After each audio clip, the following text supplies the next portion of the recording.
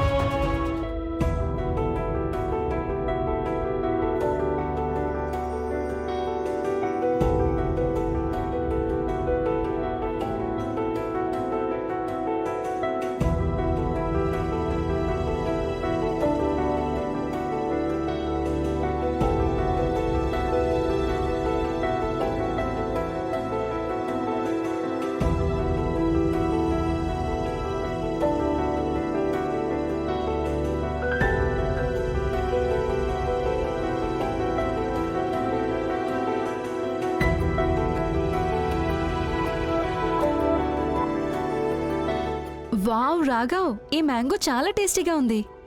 నేను ఇంత tasty mango ఎప్పుడూ తినలేదు. నీకు తెలుసా అమ్మా, ఈ మ్యాంగోస్ నేను స్పెషల్లీ నీకోసమే నూజివీడి నుంచి తెప్పించాను.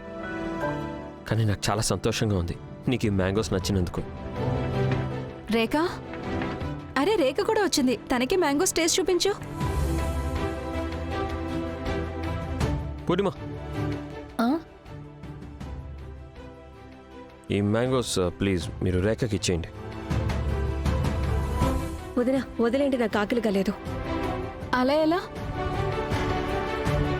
అయినా రాఘవ్, రేఖ నీ నుంచి అంత దూరంగా నిలబడలేదు నువ్వు మ్యాంగోస్ ఇవ్వకపోవడానికి. అమ్మ, నాకు ఆఫీస్లో చాలా పని ఉంది.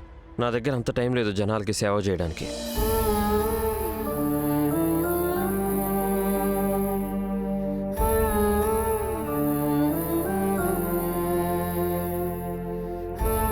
రేఖ, ఈ రాఘవముడు ఎందుకింత చిరాగ్గా ఉంది? పని ప్రెషర్ ఎక్కువ ఉందా లేక వేరే ఏదైనా విషయం ఉందా? నేను నీకు పేపర్స్ ఇచ్చాను కదా రోహిత్ ఇవ్వడానికి, నీ డెడ్ ఏం మిస్ అవ్వలేదు కదా? లేదు లేదు నర్మదా ఆంటీ, అది జస్ట్ 2 నిమిషాల పని అంతే. నా రిపోర్ట్ నేను టైంకి సబ్మిట్ చేసేసాను.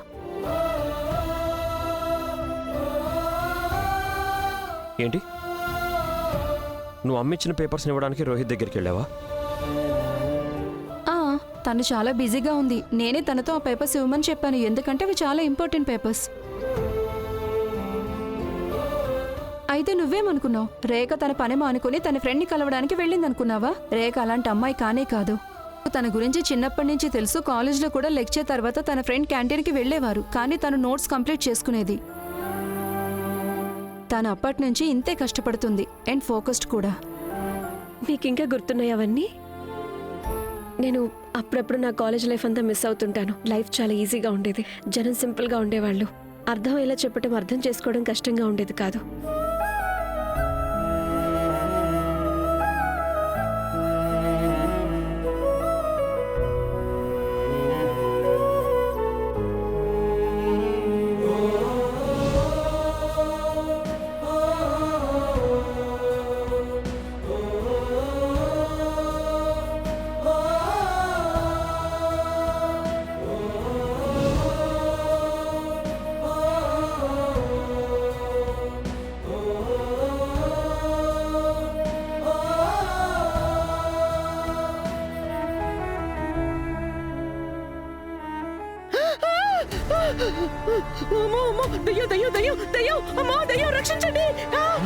నేను వీరేంద్రని. మూర్ఖుడా, ఇలాంటి నల్లబట్టలు ఎందుకు వేసుకున్నావురా? అది నీకొక బ్యాడ్ న్యూస్ చెప్పాలి, అందుకే నేను నల్లబట్టలు వేసుకున్నా. చెడు వార్త చెప్పాలంటే నువ్వు ఇలా నల్లబట్టలు వేసుకోవాల్సిన అవసరం లేదు వీరేంద్ర. చెడు పలికే నీ నాలుక చాలు. ఏంటి అద్దెకు మళ్ళీ కబురు చెప్ప ముందు. నువ్వు ప్లాన్ చేసావు కదా, రోహిత్ని నీ పావుగా చేసుకుని రేఖ రాఘవుల మధ్య దూరాన్ని పెంచాలని. కానీ అది ఫ్లాప్ అయ్యి రాఘవ్కి తెలిసిపోయింది. రేఖ నర్మద చెప్పడం వల్లనే రోహిత్ని కలవడానికి వెళ్ళిందని. అందుకే ఈ రేఖ రోహిత్ల గురించి నువ్వు రాఘవ్ మనసులో ఏదైతే అనుమానాన్ని పుట్టించావో అది ఇప్పుడు రాఘవ్ కళ్ళలో పశ్చాత్తాప కన్నీరుగా కారిపోతుంది. వాడు మోకాళ్ళ మీద కూర్చొని మరీ ఏడుస్తాడు, క్షమాపణ చెప్తాడు, రేఖని ఒప్పిస్తాడు. నీ ప్లాన్ మొత్తం ఫ్లాప్ అయిపోతుందమ్మా. తీసేరా, తీయి ముందు ఈ నల్ల బట్టలు తీసిపారే. ఈ బట్టలు వేసుకుని నా బుర్రలో కూడా చీకటి నింపేశావు. ఒక్క విషయం ముందు గుర్తుపెట్టుకో, ఇంకోసారి నాకేదైనా చెడు వార్త చెప్పాలి అని వచ్చావే అనుకో, అప్పుడు నా దాకా రాకుండా మధ్యలోనే వెళ్ళిపో. అలాగే రెండో విషయం, రాఘవ, రేఖ, రోహిత్, ఈ RRR అనే త్రికోణాన్ని నేను గీశాను. వీళ్లతో నేను ఏదో చిన్నపిల్లల ఆట ఏం ఆడటం లేదు. నాది చాలా పెద్ద గేమ్ ప్లాన్ ఉంది. మరి అంత పెద్ద పెద్ద ఆటల్లో ఇలాంటి చిన్న చిన్న తప్పులు దొర్లుతూ ఉంటాయి నాన్నా. కానీ జీవితంలో ఒక్క విషయం గుర్తుపెట్టుకో, ఎవరి మీదైనా నమ్మకం పెట్టుకున్నప్పుడు వాళ్ల వల్లే ఆ బంధానికి గాయమైనప్పుడు అక్కడ దూరం పెరిగినా సరే తను ఆ గాయం యొక్క బాధని వదిలి వెళ్తుంది. అప్పుడు సమయంతో పాటు ఆ బాధ కూడా పెరుగుతూనే ఉంటుంది. అందుకే చెప్తున్నా, రాఘవ ఈరోజు క్షమాపణ అడిగినా, రేఖ రాఘవ మళ్ళీ ఒకటైపోయినా వాడి మనసులో మాత్రం అనుమానం ఎప్పటికీ పోదు నాన్న. ఇప్పుడు మనం ఏ విషయం మీద దృష్టి పెట్టాలి? దేని గురించమ్మా? మనిద్దరం వాడి నమ్మకం మీద, వాళ్ళ బంధం మీద మరీ అనుమానాన్ని పెంచాలి. ఒకరోజు ఎలా ఉండాలంటే, వాళ్ళ ప్రేమ, వాళ్ళ వివాహ బంధం ఎంత బలహీనపడిపోవాలంటే మనం ఉఫ్ అనగానే ఆ బంధం ఎగిరిపోవాలి. అప్పుడు క్షమాపణకి తావే ఉండదు. ఎలాంటి సారీలు, ఎలాంటి పశ్చాత్తాపాలు రేఖ రాఘవకి వినిపించే అవకాశమే లేదు. వాళ్ళిద్దరి బంధం ఎప్పటికీ కలవదు.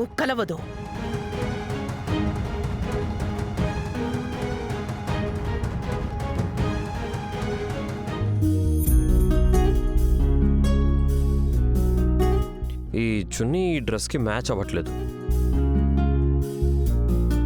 నువ్వు దీన్ని చేంజ్ చేసుకోవచ్చుగా.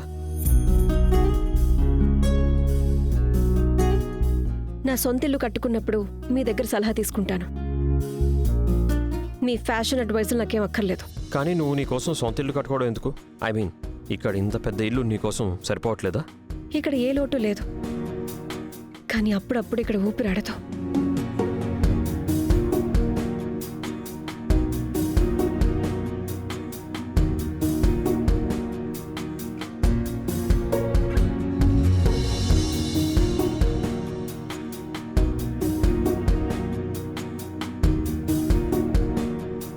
నేను నీతో మాట్లాడుతున్నాను, నువ్వేమో వెళ్ళిపోతున్నావు. ఇప్పుడు ఊపిరాడటం లేదు. సరే, నువ్వే ఎక్కువ ప్లేస్ తీసుకో. జస్ట్ నాకు విషయం చెప్పు. నేను నీ మీద కోపడుతున్నప్పుడు నువ్వు నాకెందుకు చెప్పలేదు? అమ్మ చెప్పడం వల్లే నువ్వు రోహిత్ని పేపర్స్ ఇవ్వడానికి కలిసావని.